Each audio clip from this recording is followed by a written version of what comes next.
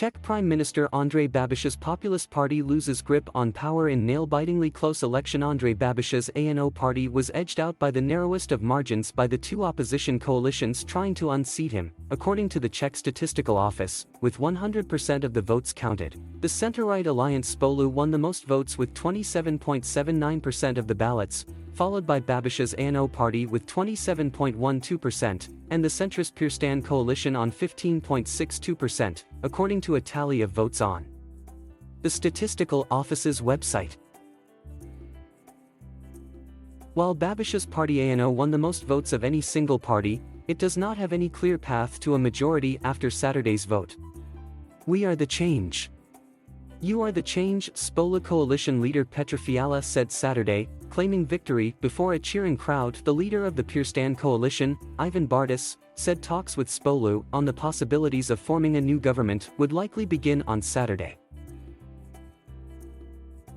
The dominance of Andrej Babiš is over, and the democratic parties have shown that the era of chaos will probably be behind us, Bartas said. After winning a combined 108 seats in the 200-seat lower house on Saturday, talks between the two coalitions who campaigned against Babiš ended with the leaders of the five parties in the combined coalition signing a memorandum to work together to form the next government.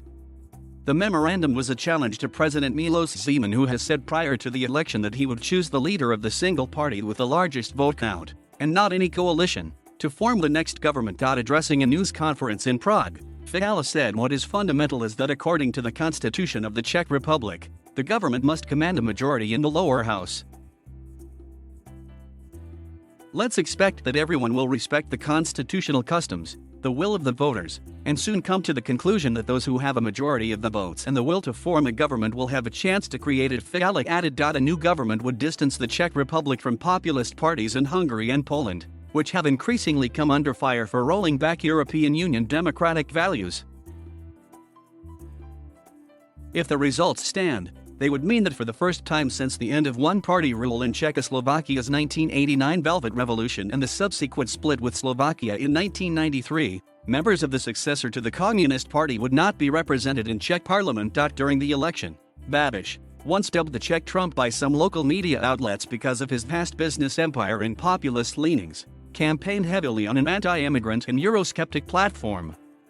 The 67-year-old business tycoon also faced challenges from opposition parties over his financial dealings, which they claimed represented a conflict of interest. Pandora's box of scandals. The tied election also comes just days after a Pandora Papers investigation into controversial financial dealings by Babiš and other world leaders. The report claimed the Czech Prime Minister secretly moved $22 million through offshore companies to purchase an estate on the French Riviera in 2009, before he entered politics. Responding on Twitter, Babiš wrote, "There is no case that they can pull against me during the time I am in politics. I have never done anything unlawful or bad, but it does not stop them to try to slander me again and to try to influence Czech parliamentary elections," he added. A businessman who is worth about $3.4 billion, according to Bloomberg, Babiš has railed against the elite since he became prime minister in 2017, vowing to crack down on tax avoidance. But his premiership has been dogged by long-standing allegations of financial impropriety. In 2019, tens of thousands of Czechs took to the streets in some of the biggest protests since the 1989 revolution over Babiš's financial affairs and other issues. As the owner of the agri-food conglomerate of food, chemicals, and media companies, Babiš was one of the richest business tycoons in the Czech Republic. In 2017, he placed the business into a trust, as required by law in order to remain in his post as finance minister. He became prime minister later that year.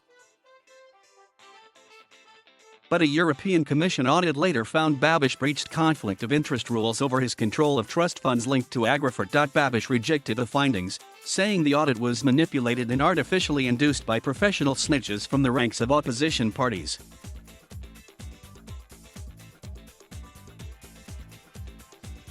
Thank you for watching. Please subscribe.